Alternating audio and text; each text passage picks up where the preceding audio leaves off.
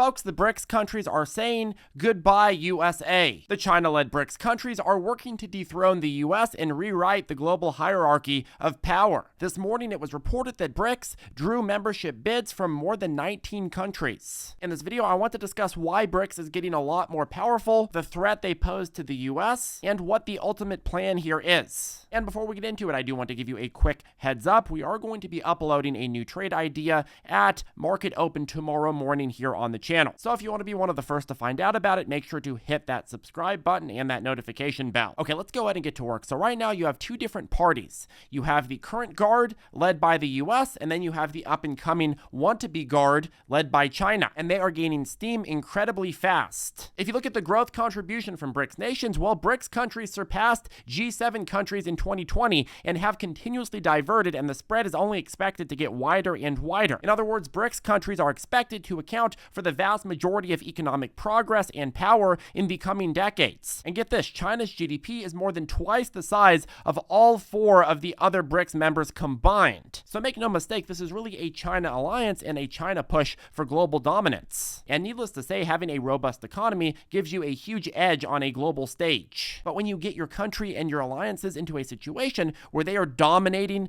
the global economy, well, all of a sudden you get to write the rules of the global stage. You get to completely dominate. And the US has wielded this power more or less for the last 100 years, and it's allowed America to write much of the world in its viewpoint and to its advantage. It allows the US to get away with exporting its inflation since it has a world reserve currency. It allows the US to borrow for cheap prices from other countries. It allows it to push its diplomatic agendas all across the world. And it allows for a number of many other things that wouldn't be possible if the global economy hadn't been dominated by America. However, with the China-led BRICS and the strengthening of that alliance, well, things may be changing real soon, and it may not be very pretty. And in fact, not only are these BRICS countries working together closer than ever, but they're fielding more and more countries to join. Bloomberg reports China initiated the conversation about expansion when it was BRICS chair last year, as the world's second biggest economy tries to build diplomatic clout to counter the dominance of developed countries in the United Nations. And in early June, BRICS member countries and some hopefuls are going to be meeting in Cape Town discussing expansion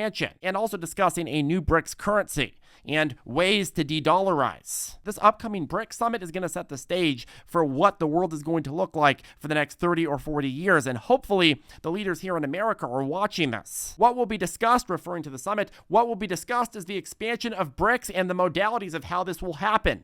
13 countries have formally asked to join, and another 6 have asked informally. We are getting applications to join every day. So country after country is starting to look at the US and think, why do we want to be dependent on them? Why don't we start diversifying away and get more allied with China, get more allied with Russia, get more allied with these BRICS countries? And here's the thing that a lot of people don't understand. A lot of these countries are in the situation where they have no other choice but to partner with the BRICS. In fact, according to Zero Hedge, 30% of world economies are actually sanctioned by the US-led G7. 30%. So when you have 30% of world economies seeing that the US doesn't want to work with them, well, what do you think that's going to be a market for? Well, that's going to be a market for China to move in and say, hey, we're going to work with you. Just follow our standards. Just follow our goals. Just build our mission. Work with us. We have a massive economy. We're growing really, really fast. India, massive economy, growing really, really fast. Russia, not the best economy in the world, not really growing very fast, but there's an economy there. And Brazil, big economy, growing pretty fast. Work with us. We have a lot of incentives for you. And make no mistake, once these players go and join this alliance, well, it allows China, Russia, and the other players to rewrite the narrative. For example, the US and the rest of the West really have a unanimous stance against the invasion in Ukraine. However, in the BRICS world, well, you're not even really allowed to talk about it. In a BRICS meeting last year, the members touched on a host of issues, but didn't even mention the Russian invasion of Ukraine, which was clearly the main topic then and is now. This is how the new alliance is going to craft the global conversation. Historically, countries have been checked by whatever the US moral code is or whatever the West's moral code is, for better or worse, let's be real. But now it's going to be largely China that gets to dictate whether or not something is moral on a global stage and whether or not that's going to result in massive, massive sanctions. They're going to start determining what they consider to be violations of human rights, violations of this or that. Right now, the US and other Western type councils get to decide that. In the future, maybe not. Maybe it's going to be China China. Maybe it's going to be close allies of China. This is going to give China the ability to craft the narrative and act without diplomatic repercussion. If Russia can act without diplomatic repercussion from China and other BRICS players right now, well, China's going to be able to as well, and all of the other players within this circle are going to be as well. Next, let's go ahead and talk about how BRICS is going to bring about de-dollarization. Right now, the USD encompasses the lion's share of the foreign exchange reserves pool, about 58.38%, followed by the euro and a host of other currencies. USD used to be at 70% back in 1999, but it has consistently dwindled decade after decade, and that is going to consistently become a trend as we head into the next couple of decades. But as we stand right now, let's be real, the USD is still king, and it's making a lot of people think that all is fine and dandy and that there is no threat to USD dominance. Well, unfortunately, they are wrong. A lot of people say BRICS has no power at all to dethrone the dollar, and they are very, very wrong. They are very mistaken. They haven't looked at the data. China alone holds the most foreign exchange reserves in the world by far, more than 2x plus. The next biggest holder, which is Japan. China has nearly 3.2 trillion in foreign exchange reserves, and it's likely that about 50 to 60%, if not more of that, is in USD. China dumping just a fraction of its USD onto the global market and adopting a new BRICS currency would have an incredibly destabilizing impact on the value of the USD on the global scale. Not to mention, half of the other players on this list would be more than down to adopt a BRICS currency. Saudi Arabia, Hong Kong, which no longer has much of a blur between Beijing, India, Brazil, Russia. You could probably knock off another half plus of the USD's market share if China and their BRICS partners and some of the other people that want to join BRICS and don't like the US so much start dumping their USD reserves. If BRICS wants to, they could start cutting the plug pretty aggressively by the end of the year, and by 2025 and 2030,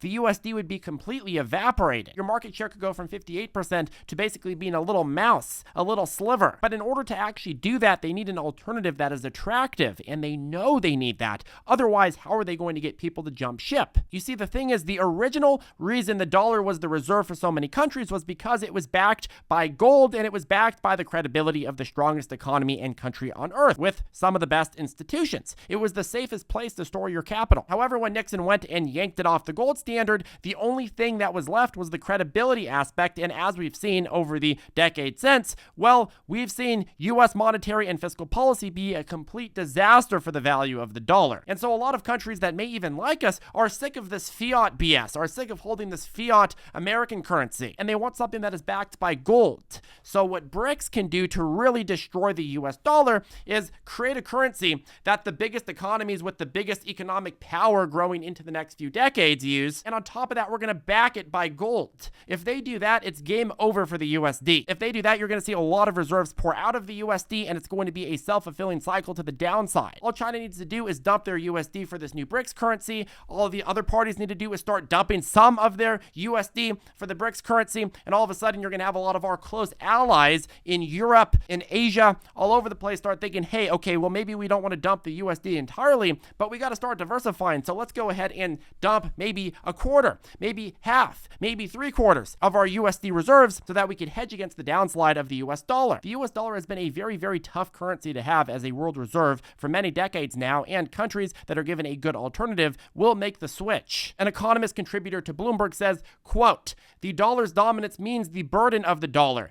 Denominated debt for other nations rises and falls with the exchange rate, destabilizing their own monetary policy, with the greenbacks movements ultimately playing a larger role than domestic decisions." So whether countries want to get on a BRICS currency or not, the fact of the matter is that countries that are using the USD, well, they're giving the US a lot of their power. A lot of their domestic power is decided by things that happen in Washington, that happen at the Federal Reserve, that happen all over the place in a completely different country. So more and more countries, even if they don't necessarily want to get on a BRICS, well, they definitely want to get on something that's backed by gold. And if BRICS offers that, that could be a very, very compelling argument. How do I know, though, that Lots and lots of countries want gold. How do I know that they're sick of the USD as a reserve? Well, just look at the stats. The data clearly shows that central banks are literally buying straight up gold at record rates. And if BRICS comes up with a currency that is backed by gold and is backed by some of the biggest economies, it's going to incentivize a mass exodus over to their currency and, as a byproduct, facilitate a massive collapse of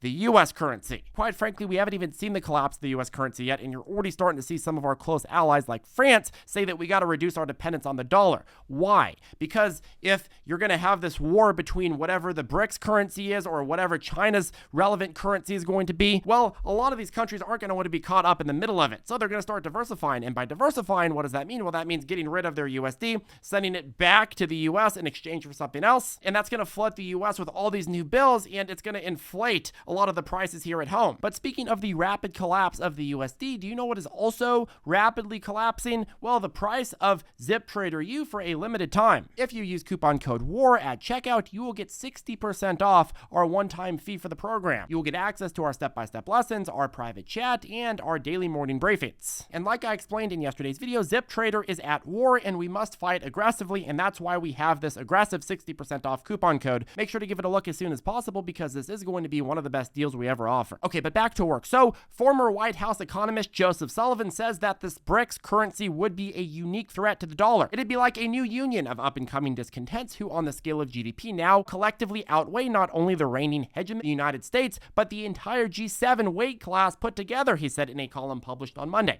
Exactly. This is the problem. Sure, the USD reigns dominant right now, and the US economy reigns dominant right now, but if you put it up against a weight class that controls the growing majority of economic power and influence here on Earth, well, it starts looking like a much, much rougher and dangerous battle. It may not happen today, it may not happen tomorrow, but mark my words, you're going to see this BRICS alliance start chipping slowly and slowly against that USD dominance and against the US-led hierarchy. It's not pretty, folks, and hopefully our leaders are watching this very, very closely and plan a strategic counter to this. Because if not, oof. It may be too late, but maybe not. We'll see. I'm just telling you like I see it. Have a great rest of your day, and we will see you in the next video. Make sure to tune in tomorrow at Market Open for our next trade idea. Have a good one, folks, and we will see you in the next video.